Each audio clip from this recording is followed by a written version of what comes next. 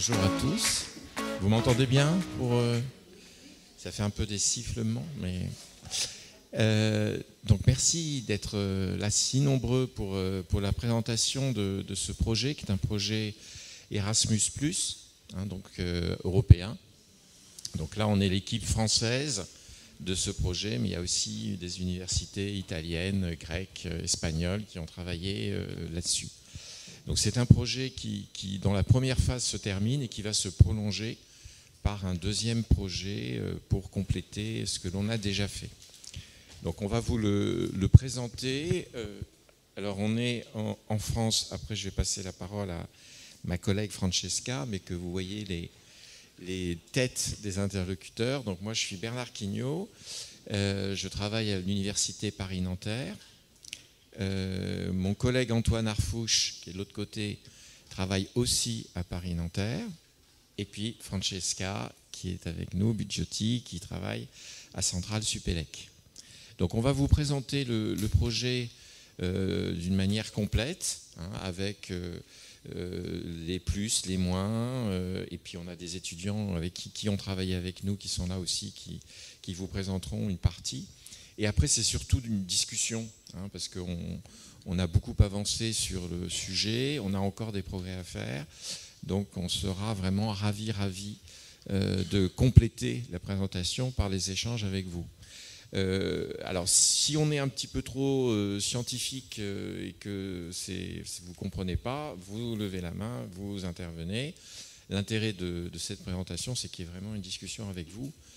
Donc, bon, on a assez l'habitude de présenter ce projet, mais n'hésitez pas à intervenir pour nous ramener sur Terre si on décolle à un moment donné. Si vous voyez qu'on ne touche pas voilà, qu'on commence à se coller au plafond, il faut nous arrêter et nous dire « oh là, oh là !» Et puis on reviendra sur le sujet. Et votre avis nous intéresse beaucoup, beaucoup, beaucoup. Donc encore une fois, merci, on est ravis que vous soyez là. Bon, je passe la parole à Francesca, on va faire un duo, donc on va régulièrement se passer le relais. Donc je veux aussi vous dire... Ici, il faut parler pour être devant la caméra. Voilà, ça c'est vrai. Moi je n'aime pas être en face des caméras, donc mais j'aime être ici avec vous, donc merci d'être venu ici à écouter le travail qu'on a fait sur ces projets. Donc merci à Bernard pour cette introduction et je partage les mêmes sentiments que lui. Donc on a essayé ensemble d'adapter la présentation à ce public, mais n'importe quel mot n'est pas clair. N'hésitez pas, c'est vraiment notre plaisir d'échanger et de mieux clarifier chaque étape de ce projet. Donc ce projet, c'est un projet européen, donc on a mis, ça est né pendant la période du Covid, donc on était ensemble avec des autres collègues, tous connectés en ligne, comme la plupart du monde, et on a mis en place un réseau européen d'universités, où on a des partenaires en Italie, en Espagne, en Grèce, à la Belgique et dans le Portugal aussi. Et on a mis ensemble nos forces parce qu'on s'est rendu compte d'un problème assez important pendant la période de Covid, problème dont Bernard ira vous parler plus en détail. Alors, donc le contexte du projet...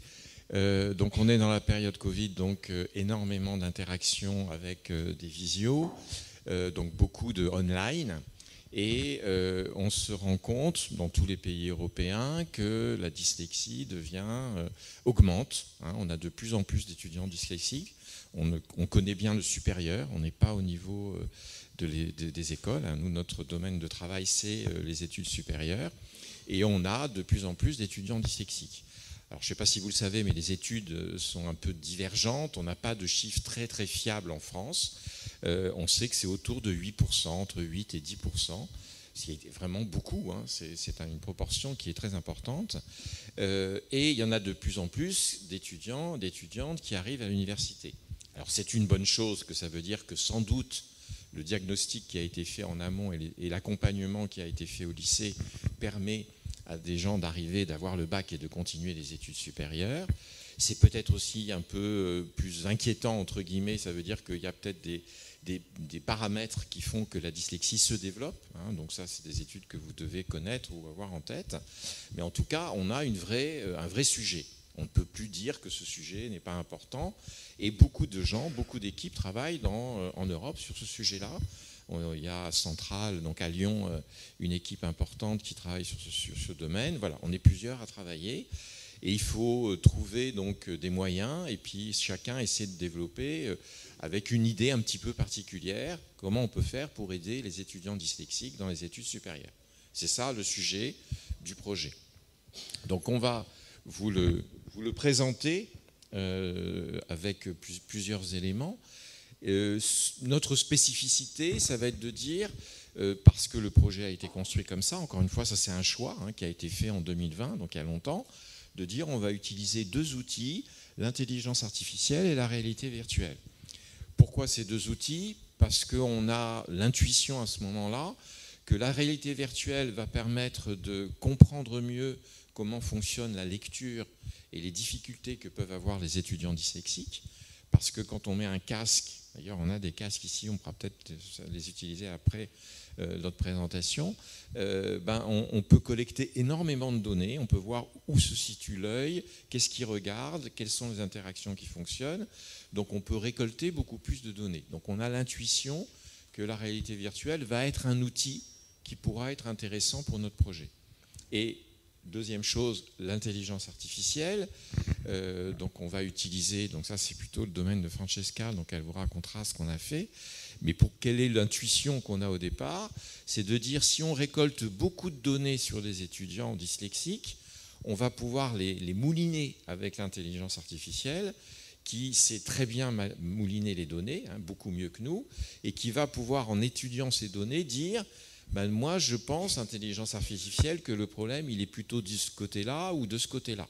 Donc on espère que cet outil va nous permettre de traiter énormément de données pour essayer de mieux comprendre les difficultés des étudiants dyslexiques. Donc ces deux outils sont conçus dès le départ comme étant complémentaires. Et puis comme on ne va pas vous raconter d'histoire, on va dire il y a des trucs qui ont marché, comme dans tous les projets de recherche, puis des trucs qui ont moins bien marché. Et on vous dira à ce moment-là, mais nos deux intuitions, on sait aujourd'hui, 3 ans après, qu'elles étaient plutôt bonnes. C'est-à-dire qu'on sait maintenant, on est sûr que ces deux outils, quand on les combine, on arrive à faire des choses qui sont plus intéressantes que lorsqu'on essaie de les utiliser d'une manière séparée. Alors l'intelligence artificielle, nous on utilise des choses qui sont, alors là aussi je ne vais pas rentrer dans le détail, mais du machine learning, ce n'est pas du chat GPT dont tout le monde va parler depuis 1 an, on connaît ça plutôt bien, mais ce n'est pas ça, c'est simplement, donc entre guillemets, des outils qui sont capables de mélanger beaucoup de données et de trouver des choses que l'humain n'est pas capable de trouver, simplement parce qu'il n'a pas les capacités intellectuelles d'analyser des millions de données pour pouvoir essayer de définir un certain nombre d'éléments. Alors maintenant, on va vous raconter l'histoire, en se passant donc ce que l'on veut faire, c'est caractériser les difficultés des étudiants, proposer des outils et des stratégies. Alors ça, c'est un point important, parce que Francesca va rentrer dans le détail. On a collecté des données donc, dans toute l'Europe. On va un petit peu grossir, en fait, dans les pays avec qui on a travaillé. Mais les données, c'est qui vous êtes, vous, étudiant dyslexique? Est-ce que vous êtes aussi dyscalculique? Est-ce que vous êtes d'une famille de 10? Quel type d'études vous avez fait, etc., etc. Ça, c'est la première type de données, ce qu'on appelle des données de contexte ou de caractérisation. Après, deuxième type de données, quelles sont vos difficultés en les gradant? J'ai beaucoup de difficultés à lire, à écrire, les mots compliqués, etc. etc. Et en termes d'outils de compensation, on a distingué ce qu'on a appelé les outils, c'est le correcteur orthographique, le double écran, tout ça. Et les stratégies, c'est les trucs et astuces de l'étudiant qui lit 3 fois, qui fait lire par quelqu'un d'autre, qui fait des dessins, voilà, tous les éléments qui vont, toutes les ruses parce que beaucoup nous ont employé ces mots-là. Moi, j'en ai interviewé beaucoup, et on m'a parlé de chemin de traverse, de ruse, de passage détourné, de façon à pouvoir éviter les difficultés et s'en sortir. Donc, les caractéristiques, c'est important que vous ayez ça en tête, parce qu'on va y revenir plusieurs fois. Hein, quelles sont vos difficultés et quels sont les outils et les stratégies que vous mettez en œuvre. Et boucle d'apprentissage, ça c'est des choses qu'on connaît bien dans toutes les sciences de management, c'est qu'on sait qu'on peut entamer une boucle d'apprentissage lorsqu'on a réuni les bonnes caractéristiques, c'est-à-dire qu'on va donner à quelqu'un des moyens, on va l'inciter à les utiliser, il va les utiliser et on va mesurer si ça a bien fonctionné, c'est-à-dire si les outils ou les stratégies ont donné des résultats. Et cette boucle d'apprentissage doit être mise en œuvre pendant un temps X, de façon à voir si les choses progressent. Donc voilà le dessin de l'étude. Donc maintenant, on va vous raconter comment on a récupéré des données, parce qu'à chaque fois, il y a des questions de recherche, des problèmes, voilà. Comment on les a analysés, et le début de la boucle d'apprentissage que l'on a mis en œuvre. Donc là aussi, en vous disant les choses qui ont marché, puis celles qui ne sont pas finies et qui vont continuer. Donc on va intégrer plusieurs, ça c'est à peu près ce que je vous ai déjà dit, intégrer plusieurs sources de données, utiliser les connaissances de plusieurs pays. Alors ça aussi, point important, la dyslexie est liée à la langue. Je ne sais pas si vous avez ça en tête. Donc on avait la chance en Europe d'avoir des langues qui sont très très différentes. L'italien est pratiquement transparent, c'est-à-dire qu'un mot, le mot écrit est à peu près égal au mot prononcé. Le français est très peu transparent, donc on a vu tout de suite qu'on avait beaucoup plus de difficultés en France qu'en Italie ou qu'en Espagne. C'est aussi une langue transparente.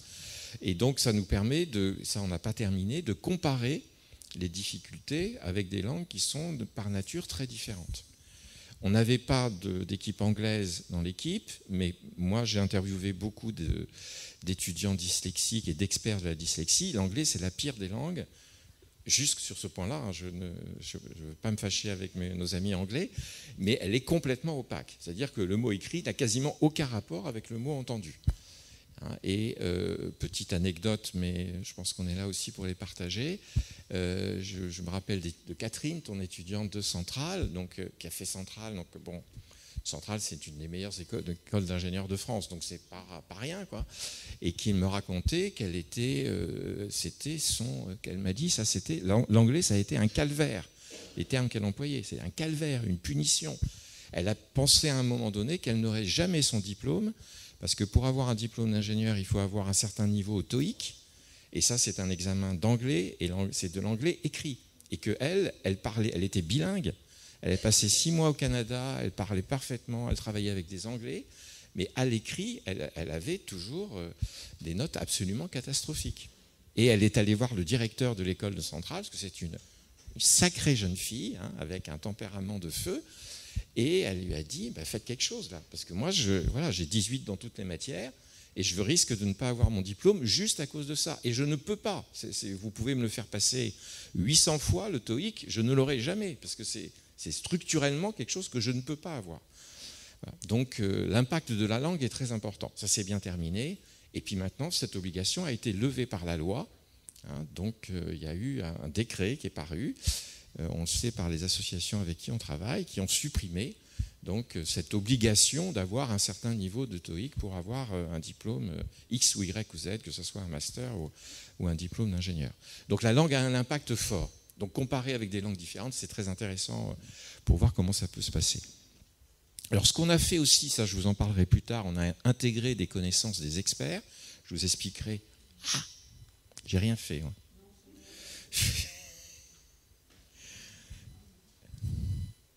Bon, je pense que c'est là. Voilà. Alors, je reviens en arrière. Intégrer la connaissance des experts, je vais vous en parler, puis partager les résultats. C'est un projet qui est financé avec de l'argent européen, donc c'est, je dirais, quasiment notre devoir de faire ce qu'on fait là aujourd'hui avec vous, c'est de transmettre tout ce qu'on a fait, on publie, voilà, c'est du bien commun, parce que c'est de la recherche, qui est de la recherche financée par des fonds européens. Alors, vais passer la parole à Francesca pour parler du questionnaire et des premières analyses. Bon, moi je suis un peu la casquette ingénieur du projet, donc, et là je vais vous présenter un petit peu les données qu'on a analysées. Donc avant tout, je veux aussi dire merci aux élèves des centrales Supélec qui ont travaillé sur les projets. Aujourd'hui ici on en a 2, donc les dernières 2 qui ont travaillé sur les projets et qui ont présenté leurs résultats en septembre, donc vous pourriez échanger avec eux. Après, ils s'occupent aussi de la collecte des données, comme je vous dirai. Mais bon, eux, ils sont les dernières 2. On a eu au moins une quinzaine de centrales Supélec qui se sont investies sur les projets de façon volontaire. Donc, on va vraiment dire merci à tous ces élèves qui ont partagé leur temps, et aujourd'hui aussi eux, ils sont ici à partager leur temps avec nous de façon gratuite pendant les week-ends. Donc vraiment merci. Donc on parle beaucoup d'intelligence artificielle, mais l'intelligence artificielle ne peut pas marcher sans la donnée. Donc la donnée dans l'intelligence artificielle, on peut la voir comme des petits Lego. Donc, vous rappelez les petites briques de Lego avec qui tout le monde a joué. Donc, on peut voir l'analyse des données et l'intelligence artificielle comme les processus qui, à partir de ces petites briques qui, au début, quand on met les petits Lego sur la table ou par terre, ils n'ont pas de forme. Et c'est juste un tas de petits couleurs qui on regarde parfois avec peur, et on dit qu'est-ce qu'on peut faire avec tous ces petits briques. Et après 2, 3, 4 heures, 4 jours, 4 mois, on se retrouve avec notre petit résultat, un château, un autre type de construction, avec beaucoup de joie à la fin. Mais au début, on a toujours un peu peur. Et si vous pensez encore en avance, avant d'avoir ces tas de Lego, il y a eu quelqu'un qui allait au commerce, ou qui allait à la brocante, qui allait chez les grands-parents, qui allait chez les cousins et les cousines. Il a dit quel type de Lego tu as, quel type de briques tu as, d'où je veux commencer. Donc dans ces projets, on avait un peu les mêmes soucis. Donc au début, on voulait faire quelque chose qui soit utile, développer quelque chose d'utile, mais on devait trouver nos petites briques, et une fois trouvé nos petites briques, on devait trouver une façon pour les mettre tous ensemble. Donc les petites briques de l'intelligence artificielle sont la donnée. Donc la donnée est la petite brique, et on a commencé pour se demander quel type de données on voulait, quel type de briques, et comment aussi les collecter. Donc aller au commerce, aller chez la grand-mère, aller à la brocante. Donc où on va trouver ces données. Et on était aussi ambitieux dans cette recherche des données, parce qu'on voulait avoir des données significatives et des données qui représentaient 3 niveaux différents. Donc d'un côté, les sentiments et les points de vue des gens dyslexiques. Donc des données plus subjectives, donc les sujets dyslexiques, qu'est-ce qu'il est en train de penser de lui-même et quelle vision du monde il a. Donc comme il se sent, quels sont les outils, quelles sont les stratégies qu'il pense être utiles, qu'il trouve utiles pour lui-même. Mais après, comme on verra aussi des données plus objectives, les données des experts, donc des autres petits briques à mettre dans ces tas, et aussi des données objectives, les données qu'on a essayé de collecter avec la réalité virtuelle. Donc, toi, personne dyslexique, tu penses d'avoir cette caractéristique et que cet outil soit la meilleure pour toi. Mais quand on te met en face à une réalité différente, comment tu réagis face à un outil, face à quelque chose que tu n'as jamais rencontré, et pourquoi tu ne l'as jamais rencontré? Parce que personne ne te l'a présenté, parce que tu pensais avec des biais que ça n'était pas utile, parce que dans ton pays n'était pas utilisé, parce que les experts que tu as rencontrés dans ta vie ne t'ont jamais expliqué comment faire. Donc, il y avait toutes ces données, toutes ces informations qu'on voulait intégrer, qu'on voulait mettre ensemble, mais on devait les trouver. Donc, on devait aller chez les bonnes brocantes, on devait aller chez les bonnes grand-mères, on devait aller à la recherche de ces données. Donc, les données plus faciles qu'on a trouvées, plus accessibles, c'était les données des données par les dyslexiques. Et donc là, qu'est-ce qu'on a fait? On a mis en place un questionnaire un questionnaire défini en collaboration avec des psychologues et aussi des experts qui pouvaient nous donner les informations principales sur la caractérisation d'une dyslexique, ses difficultés, les outils et les stratégies qu'il rencontrait dans sa vie. Et aussi dans ces questionnaires, on a trouvé des choses, déjà sur ces questionnaires, on a commencé à trouver des choses intéressantes, déjà à partir d'une simple analyse statistique. Donc, on a commencé à analyser, voir les types de difficultés rencontrées d'un pays et dans l'autre, selon les âges que les personnes avaient, et donc on voyait que certains outils n'étaient pas utilisés par certaines catégories de personnes parce qu'ils avaient été développés un peu plus tard, et donc ils n'avaient jamais appris à utiliser certaines stratégies ou certains outils, parce que, par exemple, déjà, des outils développés en tablette, des personnes un peu plus âgées, ils ne s'étaient jamais investis à les réutiliser dans un environnement de travail ou dans un environnement complexe. Donc, c'était sympa. Et c'était sympa aussi parce qu'on a mis à côté les données des différentes nations et on voyait qu'il y avait des différences. Donc il y avait des différences. Et pourquoi il y a des différences? Pourquoi en Espagne ils n'utilisent pas certains outils quand l'espagnol est vraiment similaire à l'italien? Donc s'ils sont utiles en Espagne, ils devraient être utiles aussi en Italie. Et s'ils sont utiles en Italie, ça devrait être utile aussi en Espagne. Et après, en France, on s'est amusé encore plus. Donc ça, c'est une autre des analyses comparatives où on voyait après, on pourra vous expliquer en détail sur toutes ces données, mais une autre chose avec ces petites briques qui nous a amusé beaucoup, c'est que les nations sont toutes différentes. Et par exemple, en France, on n'a pas eu le droit d'envoyer ces questionnaires seulement à la population dyslexique. Mais on a dû envoyer les questionnaires à tout le monde. Donc au début, on était un peu inquiets. Donc, on a mis en question au début en France, est-ce que vous êtes dyslexique? Est-ce que vous avez eu un diagnostic de dyslexie? Ou est-ce que vous pensez être dyslexique, pour essayer quand même de caractériser les réponses? Mais on s'est retrouvé avec un ordre de plus de 1000 et plus de réponses faites par des gens pas dyslexiques. Donc, on dit, bon, qu'est-ce qu'on fait avec ces données? On les jette. Donc, on avait tout ça. Et au début, avec ces petites briques de Lego, on dit, bon, ces données, on les jette. Et après, on s'est dit, mais pourquoi enlever ces petites briques? Donc, on a commencé à analyser aussi ces données. Et on s'est rendu compte, et ça rentre aussi dans la philosophie d'éducation, on peut dire, qu'on a en France, que certains outils qui étaient vraiment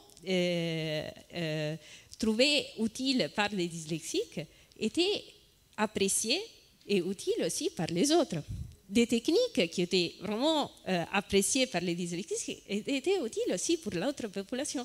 Et donc là, nous a donné une suggestion en force encore plus grande, parce que dans ces projets, on pouvait vraiment faire force dans les écoles et dans l'éducation et dire, cette chose-là, on peut la mettre en place pour les dyslexiques, mais ça sera utile pour tout le monde. Et vous savez qu'ici en France, de développer quelque chose qui a du bénéfice pour beaucoup de monde a plus de force. Donc, tous ces petits briques, je ne veux pas vous donner tous les algorithmes qu'on a mis en place, mais par exemple, à un certain moment, dans ces questionnaires, on demandait aussi aux gens d'écrire leurs difficultés, de décrire comment ils se sentaient. Et on avoue qu'il y avait dans ces petits descriptifs des mots-clés qu'il était récurrent, et il était récurrent aussi dans plusieurs types de... Après, ici, on les a traduits pour vous, mais il était récurrent pour plusieurs ensemble des populations. Par exemple, vous voyez que l'orthographe est très très problématique. Donc voilà. Donc, et surtout, aller à influencer les sentiments et la perception qu'il avait du système éducatif et de l'environnement. Donc, toutes ces données, donc, vous voyez, donc, ce que je vous disais avant, on avait toutes ces données. Donc, notre première étape a été de les caractériser de quelque façon, comme on fait comme les Lego. Après, de les ranger de quelque façon et de commencer à présenter nos résultats. Donc, on était à ce niveau ici. Et quand on est arrivé à ce niveau ici, on a dit, mais pourquoi c'est fermé à cette petite analyse? Pourquoi on y va plus profondément?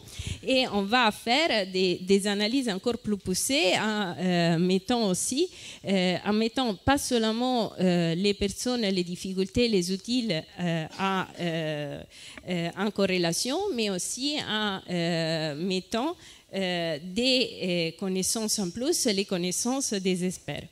Et donc, c'est là que l'analyse des Nanterre a été intégrée dans les résultats. Merci. Alors, il y a des mots qui sont peut-être un peu, ce qui paraissent scientifiques, mais c'est cluster. Alors, je vais vous expliquer. Donc, Francesca vous a dit où on était. On récupère plein de données avec plein de questionnaires. Et on s'aperçoit, ce qui a été d'ailleurs confirmé par tous, que la dyslexie ou les étudiants dyslexiques, étudiants et étudiantes, sont tous différents. Ça, c'est un premier point qu'on a rapidement compris. C'est-à-dire qu'on ne peut pas avoir un outil ou un truc magique qui fasse que tout est réglé. Hein, j'ai rencontré par exemple les gens d'Atoll qui font les lunettes qui peuvent être excessivement efficaces, mais c'est efficace pour un type de dyslexie particulière, c'est merveilleux, mais ça ne va pas régler tous les problèmes. Hein, et puis etc. Chaque fois qu'il y a des outils, des stratégies, qu'on vous dit c'est super, c'est vrai que c'est super, mais ça ne réglera pas tous les problèmes parce que chacun est différent. Donc quand on sait ça, on est obligé d'avoir une approche ce qui est le terme scientifique est cluster, c'est-à-dire qu'on essaie de faire des paquets. On dit vous êtes tous différents, vous les dyslexiques, par contre il y a des groupes que l'on peut faire. Et si on arrive à bien identifier ces groupes, là on peut être performant parce qu'on peut dire pour ce groupe-là, cet outil et cette stratégie, ça seront a priori plus intéressants. Et puis après, on va voir si ça marche ou pas. Alors, on ne va pas tout vous montrer. Et puis, le schéma est un petit peu compliqué, mais on ne les a pas tous refaits. Il y a par exemple un premier groupe. Ça, ce sont des gens qui ont des difficultés en lecture et qui ont des difficultés à comprendre le texte et des difficultés très importantes. Donc ça, c'est la stratégie, et on voit que les outils et les stratégies, livres audio, e-books, n'avoir que des examens oraux, c'est en gros, je passe à côté. Hein. Mes difficultés sont tellement importantes à lire et à écrire que je vais choisir tout ce qui me permet de passer à côté de l'écriture. Donc je vais choisir des examens oraux, je vais choisir des outils qui permettent l'oralisation. Là, vous avez des gens qui ont des difficultés qui sont plus spécifiques, qui sont de comprendre les mots difficiles ou d'être attentif pendant des cours en ligne. Donc des choses qui sont plus de l'ordre du cognitif et de la façon de réfléchir. Et on voit que ce type de profil, eux, ce qu'ils font, ce qui est important, c'est le par moi. C'est-à-dire qu'ils vont trouver des outils, mais ce qui est important et le plus important pour eux, et ce qui marche le mieux, c'est l'autonomie. Je veux pouvoir adapter l'outil, je veux adapter ma technologie, et c'est avec ça que je vais surmonter mes difficultés. Et comme ça, on en a identifié 2, 3, 4, 5 clusters, et on va voir si ces clusters se répètent, et si les outils par cluster, là, on peut considérer qu'il y a une petite généralisation à l'intérieur du paquet d'étudiants correspondants. Okay ? Et ça, c'est l'approche qu'on ne peut absolument pas faire sans IA, parce que le fait de regrouper, ce n'est pas nous qui avons fait ça avec nos petites mains, c'est qu'on met des paquets de données dans l'IA, il mouline, et puis il nous dit, ben voilà, vous avez 2 groupes, 3 groupes, 4 groupes, on les valide scientifiquement, et après on va tester ces outils de façon à pouvoir les utiliser par la suite. Et donc on a travaillé sur ces modèles de différentes façons. Alors, autre étape que l'on a eue dans le projet, c'est de faire donc ce qu'on a appelé des interviews d'experts. Donc ça, c'est la partie dont je me suis chargé directement. Des neurologues, des psychologues, des orthophonistes, des docteurs et dyslexiques, des chercheurs dyslexiques, des chercheurs sur la dyslexie. Et donc moi, je les ai interviewés en leur posant des questions très larges et en les laissant parler sur leur expertise. Donc on travaille avec ces interviews, on a du texte, c'est vraiment les mots des experts, on va tirer des connaissances de ces experts, de tout ce qu'ils nous ont dit, ça fait des centaines de pages, et ça, on va l'impulser dans l'IA. Alors je fais une petite parenthèse un petit peu technique, les outils de machine learning, ils prennent tout au même niveau, ils n'ont pas de contexte. Moi, je prends toujours l'image d'une taupe. Un IA, c'est une taupe qui va très vite, qui creuse très vite, mais elle voit que sa petite galerie, elle voit rien autour. Donc, ce que l'on amène avec les nouvelles technologies qu'on utilise, ce qu'on appelle l'intelligence augmentée, c'est qu'on mixte de l'expertise humaine avec de l'expertise technique, parce que l'humain, il a tout de suite le contexte. Moi, je sais tout de suite qu'on est dans une salle, je sais pourquoi je suis là, je sais où je suis, etc. Si on mettait une IA ici, il n'aurait aucun contexte. Donc, il verrait un parquet marron, il verrait un truc, point. Il ne sait pas pourquoi il est là, il n'a aucun élément pour contextualiser ses connaissances. Il va être hyper rapide pour analyser les données, mais il n'a pas de contexte. Donc, avec l'expertise humaine, on tire des connaissances et on l'insère dans les algorithmes pour lui dire... nous, il y a quand même, tous les experts nous disent qu'il faut que tu regardes plutôt là-dedans. Donc, voilà, la confiance en soi, c'est un truc hyper important, tout le monde est d'accord avec ça. Les distracteurs, c'est-à-dire le bruit, la chaleur, tout ce qui est de l'ordre de la distraction, a priori, c'est hyper important pour les dyslexiques et pour tous les troubles 10. Donc, tu vas en tenir compte et on te force à regarder dans cette direction. Donc, en mélangeant cette expertise humaine avec l'analyse des données, on a pu orienter et obtenir a priori des résultats qui nous semblent être plus pertinents pour aider et accompagner mieux les étudiants dyslexiques. Alors, juste un petit mot aussi pour faire du insight de la recherche. Les experts que j'ai rencontrés, donc je vous ai dit tout à l'heure des choses qu'on a compris tout de suite, parce qu'ils étaient tous unanimes, tous les dyslexiques sont différents, tous unanimes pour dire le contexte familial, environnemental est déterminant. Si on pousse, si on accompagne, alors je me rappelle d'une des dames que j'ai rencontrées, enfin là je ne dirais plus pas les noms, mais qui me disait qu'elle avait vu des choses qui étaient effarantes en termes de différence, parce qu'elle accompagnait des familles 10, la famille qui était un peu soudée autour de l'étudiant 10 ou de l'élève, on le pousse, ça va y arriver, et puis qui dédramatise, etc. Et l'étudiant ou l'élève arrive à surmonter ses difficultés. C'est jamais facile, mais il y arrive. Et elle me citait le cas d'une famille, très haut niveau social. Vraiment, il y avait tout ce qu'il fallait pour que tout marche très très bien. Le gamin 10, gamin ou gamine, je ne sais plus, et les parents qui prenaient ça comme étant quelque chose qui était une insulte à leur intelligence et qui avaient un peu... massacré, c'est un des termes qu'elle avait employé, leur gamin, parce qu'ils n'étaient pas au niveau, quoi. Les choses qui ressortaient aussi, c'était tous les éléments qui font qu'un gamin peut décoller très très vite, c'est à partir du moment où il y a au moins une personne qui va lui dire « t'es pas bête ». C'est autre chose. Donc, et lui dire avec beaucoup de force et beaucoup d'arguments. Et une fois qu'ils l'ont compris, pouf, après ça va décoller, extraordinairement. Et moi, ce que j'ai constaté aussi, ce qu'on dit tous les gens qui travaillent sur ce sujet, c'est que la confiance en soi et l'enthousiasme est déterminant. Là, c'est pas Catherine, mais c'est une autre étudiante 10 que j'ai interviewée, très très lourdement dyslexique, avec plein de soucis.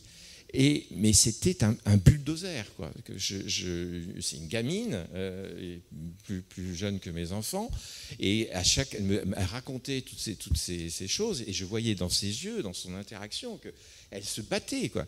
Et elle me disait, et d'ailleurs, je lui dis par moments, il faut se calmer, parce qu'elle me disait, mais voilà, j'ai un problème avec une enseignante, je suis allé voir le directeur de l'université, je lui ai dit, c'est pas possible, c'est un scandale, etc., etc., quoi. Et je suis très confiant sur elle, parce qu'elle va effectivement emmerder, excusez-moi du terme, beaucoup de monde, mais elle va y arriver. Parce qu'elle a une force en elle qui est absolument extraordinaire. Alors, tout le monde n'a pas cette force-là, mais c'est évident que le fait de l'avoir, c'est particulièrement intéressant. Je termine, mais je pense que c'est intéressant sur ce plan-là. J'ai rencontré aussi un étudiant 10 créateur d'entreprise et qui faisait en même temps, à la fin de son diplôme, il faisait un master de psycho et il avait créé sa boîte. Et il avait 22 ans, 23 ans. Donc, vous voyez,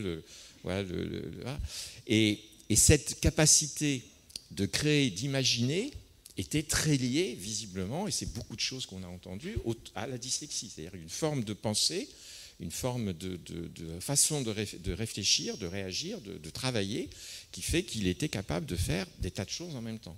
C'est très compliqué à vivre, parce que même pendant l'interview, il répondait à son téléphone, il m'a décalé l'interview 4 fois, il était adorable, très gentil, très, très sympa, mais on sentait que ça bouillonnait vraiment en permanence, et qu'il avait besoin de faire énormément de choses pour arriver à se stabiliser et à être content de sa vie. Donc toute cette expertise humaine, c'est aussi un message qui nous est cher avec Francesca, avec toute l'équipe, c'est que ne laissons pas l'IA faire le boulot toute seule. L'IA fait des choses magnifiques, toutes les IA, si on rajoute de l'expertise humaine et si on contrôle humainement ce qui est fait. Et là, on démultiplie. Mais si on laisse faire tout seul, elle n'est pas très performante.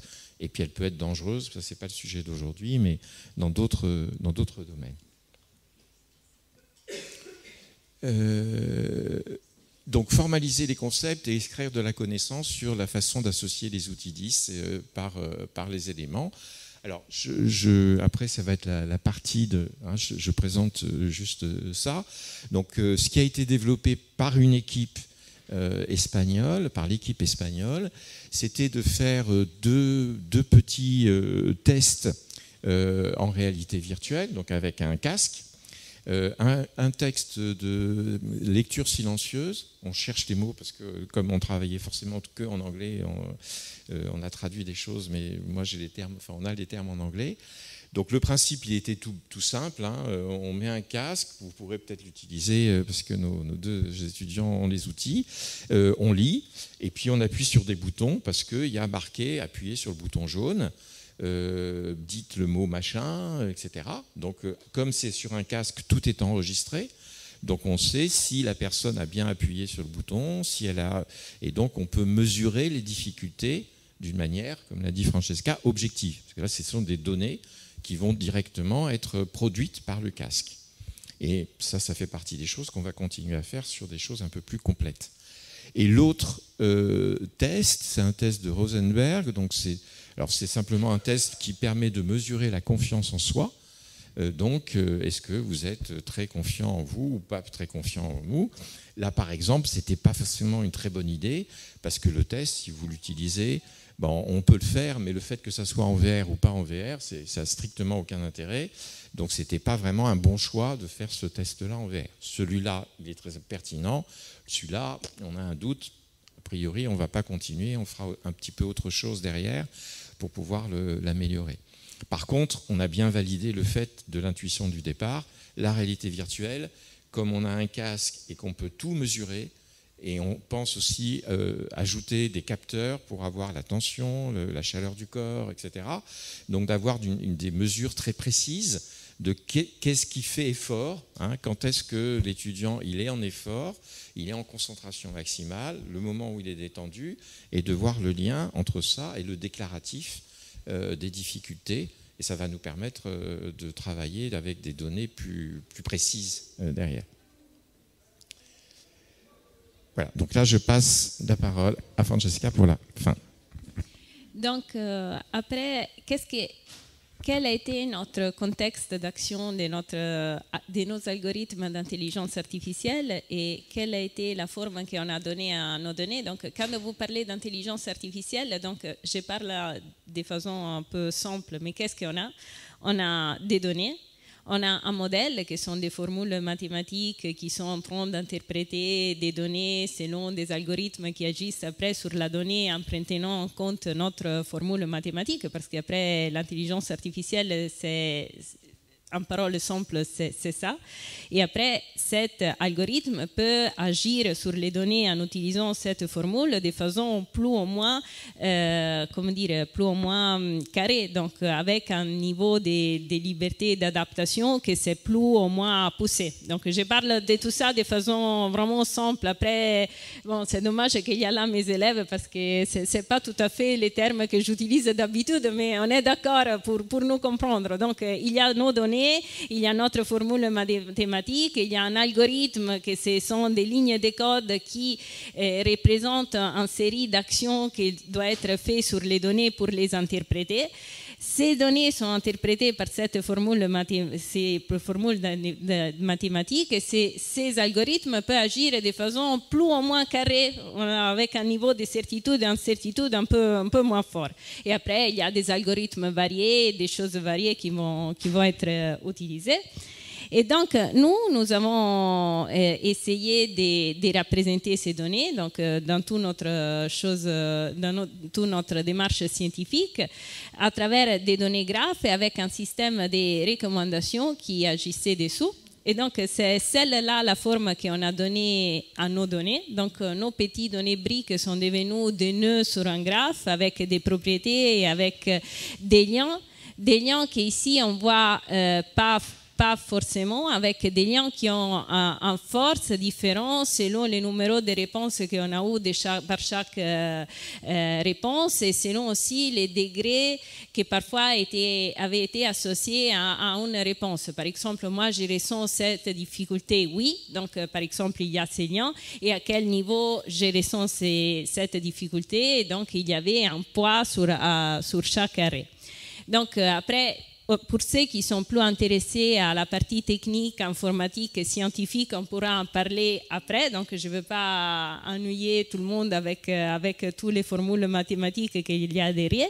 Mais sur ces graphes ici, on a pu faire beaucoup d'analyses. Donc, on a pu, par exemple, clusteriser, mettre à côté ces nœuds selon certaines caractéristiques. Donc, voir qu'il y avait un premier cluster avec plusieurs difficultés, plusieurs outils et beaucoup de stratégies. Des autres qui il y avait moins de difficultés, mais quand même, on utilisait beaucoup de stratégies, mais pas d'outils. Donc, ça semble que selon les types de difficultés, la quantité de difficultés, les personnes vont plus ou moins vers les outils, plus ou moins avec les stratégies, et de façon plus ou moins cohérente d'un pays à l'autre. Après, bon, on a tourné beaucoup de types d'algorithmes. Après, on a extrait des sous-graphes, donc pas seulement des clusters, donc d'ensemble des nœuds, mais aussi des parties plus ou moins connectées de ces graphes. Donc, quels sont les schémas qui sont les plus communs parmi les nœuds de ces graphes-là. Et donc, pour là aussi, on a utilisé des autres algorithmes d'intelligence artificielle pour faire tout ça. Et pour terminer, donc qu'est-ce qu'on a pu dire? On a pu dire qu'on a pu collecter toutes ces données, on a pu extraire de ces données un ensemble de caractéristiques qui nous semblaient importantes. Donc, ce sont les couleurs de notre brique, les couleurs qui nous semblaient plus significatifs pour bâtir nos maisons. Donc, les experts, les problèmes, les outils, les stratégies qu'on a. Donc, on a fait notre graphe de façon structurée, on l'a interprété selon plusieurs algorithmes et on a eu nos résultats. Nos résultats qui sont en train d'être publiés sur un papier scientifique déjà sorti et d'autres 3 sont déjà en cours de publication. Et c'est pour ça que j'ai voulu garder cette slide en anglais parce que c'est vraiment un extrait de notre publication pour vous dire, bon, ce sont des choses que je suis en train de vous dire aujourd'hui, mais ce sont aussi des choses qui ont un fondement scientifique approuvé par la communauté. Et là, il y a les détails de nos algorithmes un peu plus... des derniers algorithmes qui ont été tournés par les élèves dans les mois de septembre. Donc, ils sont là aussi pour pouvoir en parler plus en détail. Tous ceux qui sont plus orientés en ingénierie, ils veulent parler un peu plus de tous les types d'algorithmes en détail qu'on a essayé, la précision et toutes les caractéristiques de ces algorithmes. Donc, je ne veux pas dire à tout le monde des mots qui resteront là juste pour aujourd'hui. Et après, on est très contente de nos résultats parce que ça nous a permis, comme je vous disais, de mettre en place des outils qui vont nous commencer à suggérer quelque chose. Mais ce qui est dommage, c'est que ça nous manque des données. Donc, les données sont très importantes. Donc, on s'est mis, on avait tout cet tas de Lego, mais on les a déjà épuisés. Comment dire, nous semble que nous sommes un peu comme les enfants, quand ils ont tous ces petits Lego, ils ont fait leur château et il nous manque des briques pour faire la tour. Donc, nous sommes là et on a dit, bon, on a nos analyses, mais il nous manque des données. Donc, comment on peut terminer la tour? Donc, si parmi vous, il y a des personnes qui veulent continuer qui veulent nous aider dans ces projets et aider à avoir de nouveaux briques pour terminer notre château, n'hésitez pas à nous dire. Et là, il y a nos élèves aujourd'hui qui peuvent déjà commencer à collecter des données. Donc, on a tous les outils nécessaires. Et aussi, éventuellement, si vous voulez nous laisser vos coordonnées, nous sommes vraiment preneurs parce que c'est un contexte où on est vraiment dans un contexte collaboratif. Donc là, ce sont un peu des briques un peu rares qui nous manquent. Donc, les briques données par les dyslexiques. Donc, on ne peut pas les trouver facilement à la brocante. donc là, ça va être un peu difficile. Donc, n'hésitez pas. Donc, les résultats sont vraiment bien. Mais voilà, donc nous a fait beaucoup plaisir de travailler dans ce projet. On voudrait vraiment l'enrichir encore et continuer à travailler dessous avec tous les briques qui manquent et en essayant aussi parfois de défaire quelques petites parties de nos projets, comme aussi Bernard a dit, parce que bon, on s'est rendu compte, comme dans tous les projets, qu'on avait envisagé un mur de ces châteaux selon un certain pattern, mais on n'a pas marché. Donc, on doit les défaire et refaire encore mieux, mais ça fait partie de la recherche. Et je pense que c'est aussi sincère de notre part de dire, bon, là, on avait imaginé ces résultats, mais on s'est trompé, bon, pas grave, on continue, on fera mieux. Et donc, c'est le test de Rosenberg, il a été proposé comme ça, bon, c'est pas grave. Voilà. Il y avait une question?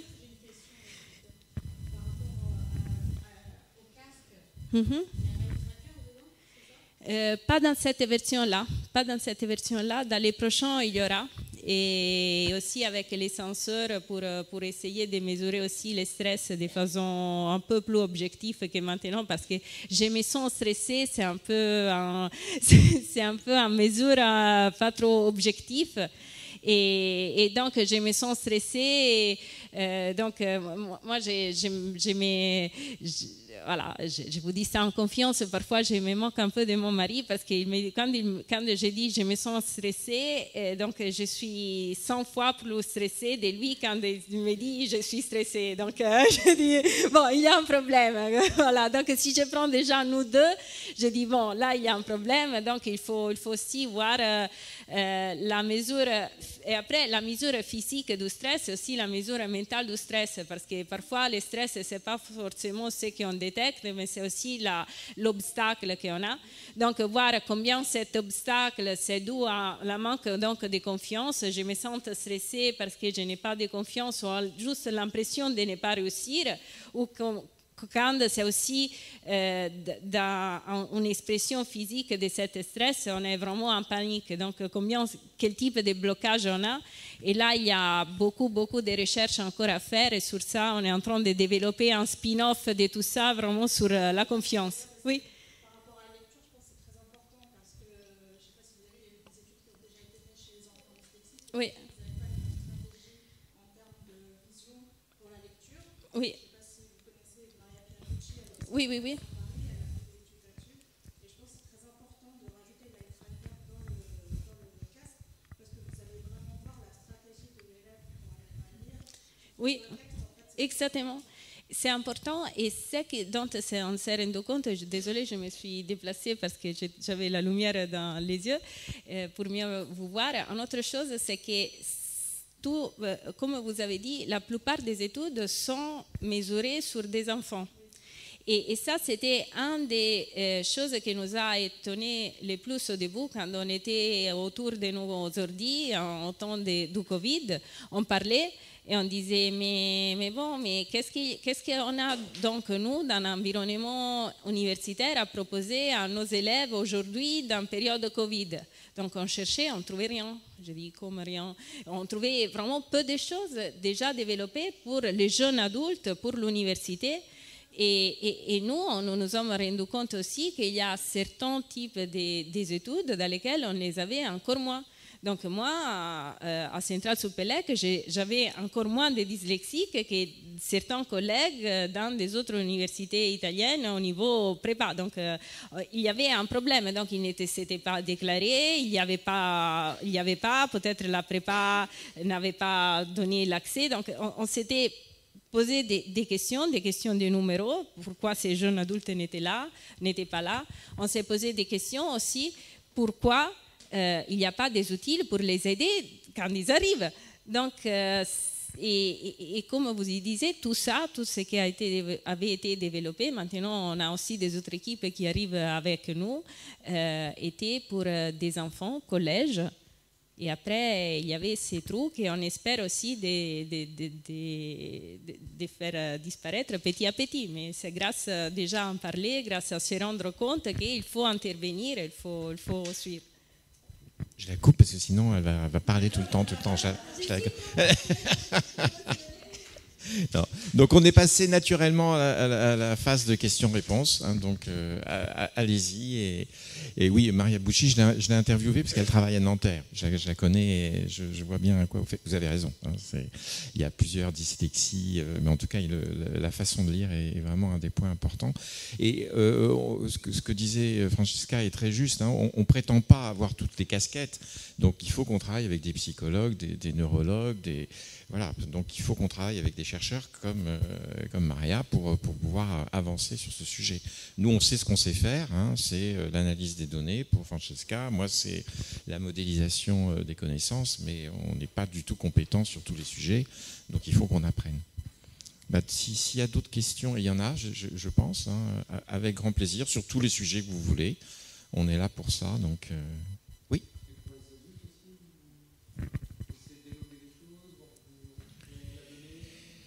Alors, oui. Alors, pour gagner du temps, je vous dirais, nos étudiants sont des adultes. Ça n'a aucun intérêt. C'est juste pour avoir le temps de réfléchir. Oui, on pense que... Alors, il faut qu'on se focalise sur un sujet, parce que sinon, on va aller dans tous les sens et on va se perdre. Il y a tout un travail qui est fait sur des gens qui travaillent sur l'insertion professionnelle des dyslexiques. Mon collègue Damien Amar, il travaille là-dessus. Il y a des équipes qui sont là-dessus. Les problèmes sont un petit peu différents. C'est pas posé la même chose. On discute avec eux, on discute avec ces équipes et je ne peux pas vous répondre d'une manière très claire, mais simplement on sait qu'on va échanger et qu'on va voir qu'est-ce qu'on peut passer de l'un à l'autre dans les deux sens, de façon à pouvoir donner des outils qui améliorent les choses au niveau global. Je pense que en ce qui concerne les outils, il y a beaucoup de choses qui se font en ce moment. Hein. J'ai évoqué les lunettes, mais il y a plein de choses qui sortent. L'équipe italienne a développé un petit prototype, mais qui n'est pas inintéressant, qui permet, pour un texte donné sur l'écran, de changer la fonte, l'espacement, les couleurs des lettres, etc., d'une manière très rapide et très ergonomique. Et on sait que ça a un effet. Il y a des outils qui font du mind mapping. Ce terme vous parle à tous. Hein, c'est des cartes et qui sont intégrées à des outils de texte et qui permettent vraiment de donner des résultats. Et il semblerait, mais je prends des précautions, hein, encore une fois, on sait à peu près où on est, que ces outils puissent être tout à fait utiles pour des professionnels, pour des adultes dans leur monde du travail normal. Donc on va faire des ponts, mais nous, il faut bien qu'on choisisse. Et en plus, on avait un financement, là, Erasmus+. Donc Erasmus+, c'est les étudiants, point. Hein, oui.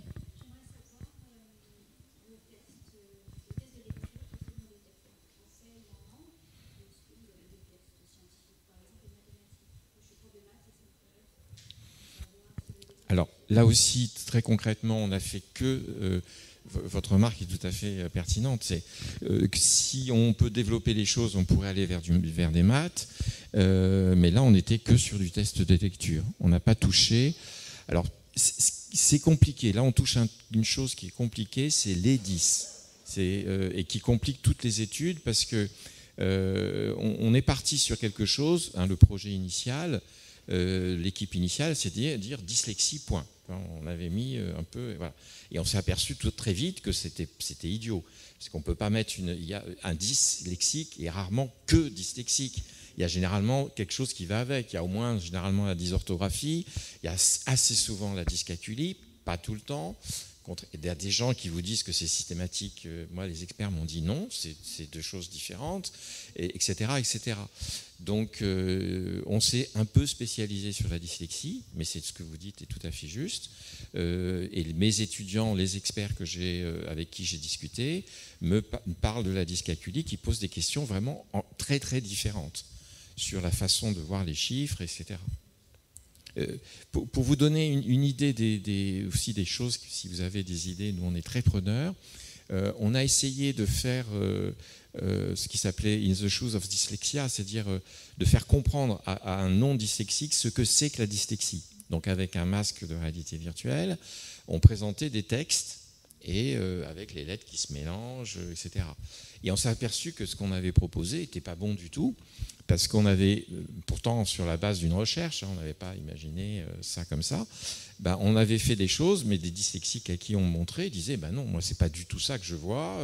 D'autres qui disaient ah oui, c'est plutôt pas mal, mais pas complètement. Et puis des gens qui nous disaient vous avez rien compris, mais qu'est-ce que vous faites là, quoi. Donc ne serait-ce que ça, parce que c'est vraiment important, arriver à faire comprendre, vous savez qu'on est dans du handicap qui n'est pas visible, donc des choses que les gens ont du mal à comprendre.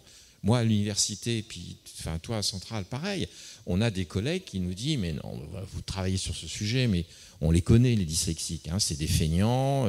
Encore maintenant, en 2023, dans le supérieur, vous avez encore des gens qui disent ça, alors qu'il y a eu un diagnostic, parce que si un étudiant est dyslexique, c'est qu'il est passé par le service médical. Il n'y a pas l'ombre d'un doute. Il y a encore des gens qui disent ça. Donc le fait de faire comprendre ce que c'est et de le montrer avec, je suis aussi bavard que Francesca, tu devrais me regarder, avec un outil qui est assez neutre, ça serait quelque chose de vraiment intéressant. Mais ça, pour l'instant, ce qu'on a fait n'est pas bon, parce qu'on a trouvé un truc qui n'est pas vraiment représentatif d'eux. Et donc, il faut qu'on arrive à trouver ça. Et là, on a besoin des associations, on a besoin de tous ces gens-là pour faire des tests et pour construire des outils scientifiquement valides.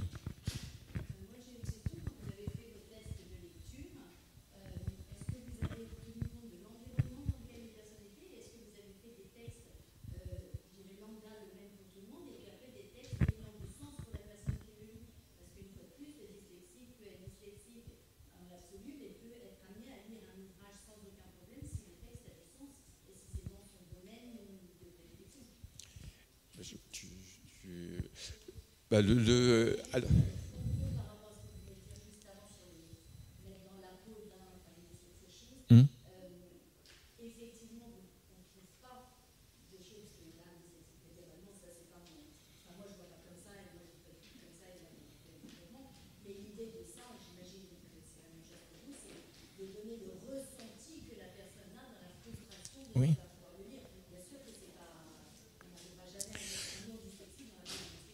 Oui, oui, mais il faut que, je suis convaincu qu'il faut que cette représentation ait du sens, qu'elle soit suffisamment bien faite pour qu'elle ait du sens, et que si on n'a pas quelque chose qui ait du sens, à mon avis, ça ne marchera pas.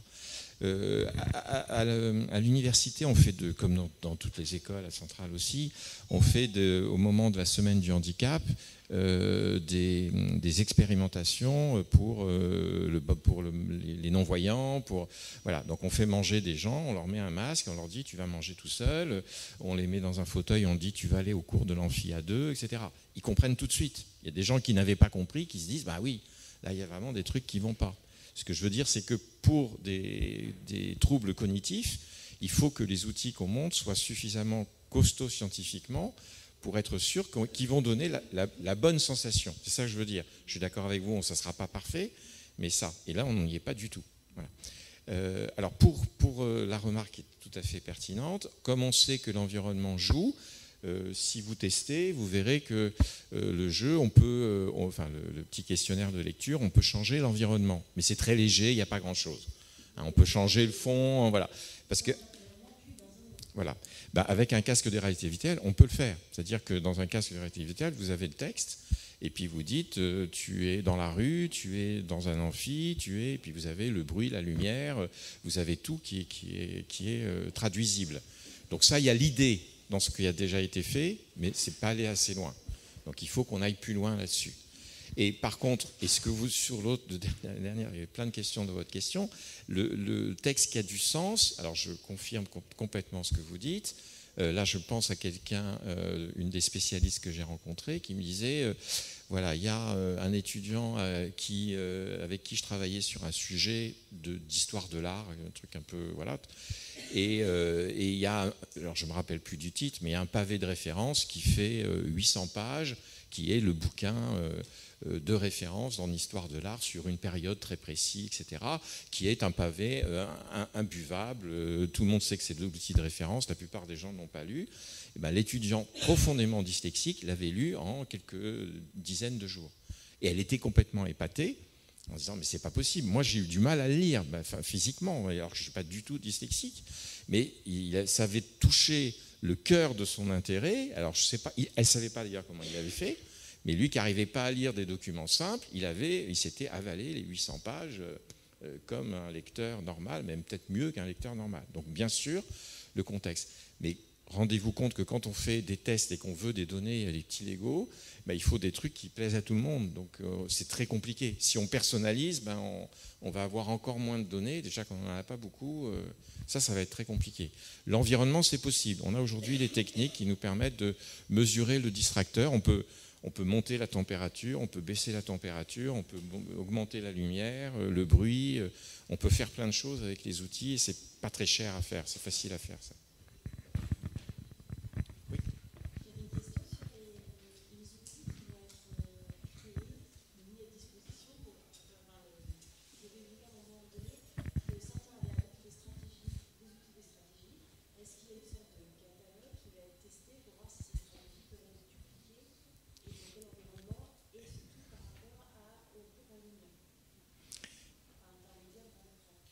Alors, dans le projet, le projet est en train de se clôturer, le projet européen. On a un de nos livrables de projet, qui est ça, c'est-à-dire les outils et les technologies qui ont été étudiés par les différents pays et entre guillemets validés par les différentes universités. Donc c'est un des résultats du projet, des listes, etc. Ce que l'on n'a pas fait, qui est le prochain projet, c'est d'aller plus loin, et c'est ça qu'on veut faire, c'est d'arriver à montrer scientifiquement que pour tel type de cluster de dyslexiques, ce type d'outil dans ce type de contexte est plus performant qu'un autre. Et ça, il faut qu'on fasse notre boucle. Et pour l'instant, on n'a pas fait notre boucle encore. Donc, c'est le coup d'après. Mais des listes, oui. Des sites, ça sera a priori normalement diffusé dès la fin du projet, donc d'ici décembre. Et l'intérêt, c'est que ça soit diffusé dans toutes les langues du projet et sur tous les pays. Et donc de pouvoir tirer profit de l'expérience des Espagnols, des Grecs et des Italiens, et donc de la différence de langue. Donc oui, ça on va l'avoir. Le site, c'est le nom du projet qui s'appelle Vrelexia. Si vous tapez Vrelexia, vous allez tomber dessus. V-R-I-V. Ah oui, tout est... Oui. Alors, la seule restriction que je mettrai, c'est que il y a beaucoup de choses qui vont être en anglais. Donc il y a des choses que nous, parce qu'on a fait plein de traductions, et il y a des choses qui seront traduites. Est-ce que tout sera traduit? Non, je pense que oui, mais je ne suis pas absolument sûr, parce que vraiment on travaille qu'en anglais là-dessus. Alors,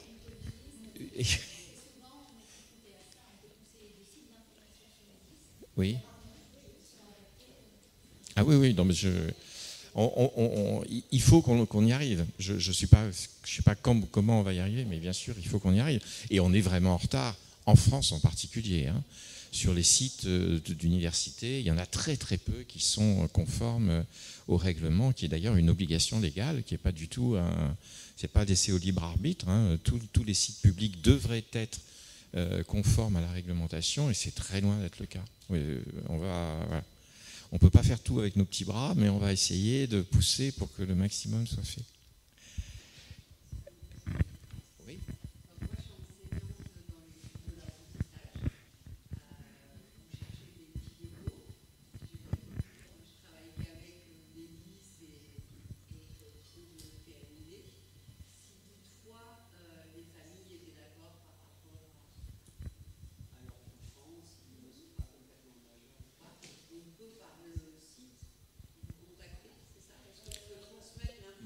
Ça serait peut-être mieux. Oui, oui, vous pouvez transmettre l'information et après vous avez surtout nos références. Donc il y a, je pense, sur les sites de la journée, vous trouvez nos prénoms et noms et donc vous pouvez nous contacter sur des façons directes. Ça sera encore plus rapide que passer par les sites généraux où va dans les... Voilà.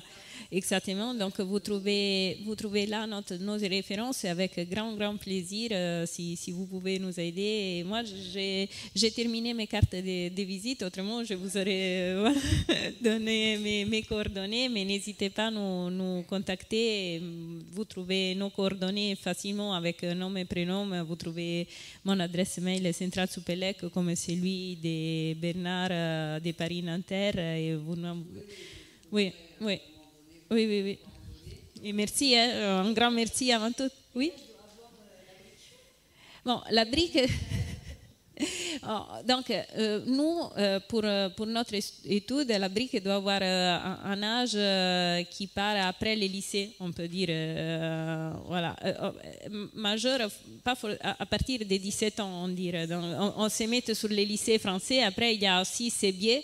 Par exemple, entre les lycées italiens et les lycées français, donc, parce que là, il y a un an de différence. Donc, voilà, donc on essaye de découvrir. Donc, nous, on part de la dernière année du lycée, parce qu'après, cette population aussi, parfois, arrive avec un an en avance sur les autres. Donc, surtout qu'on a collecté les données des dyslexiques et pas dyslexiques. Donc, si on veut être conforme, on doit partir des 17 ans. Voilà.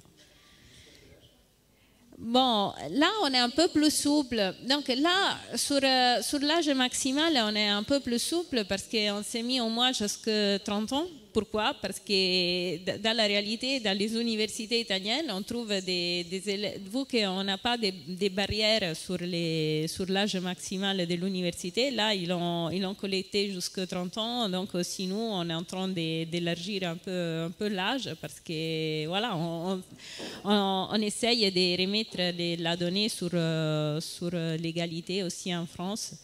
Aussi, si en France, c'est difficile de trouver cette tranche d'âge. Mais voilà, si eux, ils l'ont collecté jusqu'à 30, nous, on collecte jusqu'à 30. Voilà. Voilà, merci.